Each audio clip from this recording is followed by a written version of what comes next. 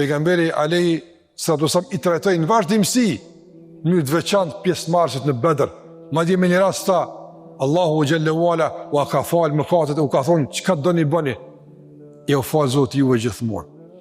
Kjo nuk është inkurim për mëkat, por është për t'treguar se ata që kanë marrë pjesë në Bedër e kanë kuptuar tash madhësinë e Allahut, e kanë pa fuqinë e Allahut xhallahu ala. Nuk është më për ta opsion mëkati, tash opsioni vetëm është adhurimi dhe përkushtimi dhe ndjekja rrugës së Allahut te barekuhu teala. Prandaj, sa të kanë imu Allahu xhallahu ala, sa ke pa madhninë e Zotit, sa ke pa ndihmën e Allahut në jetën tonë.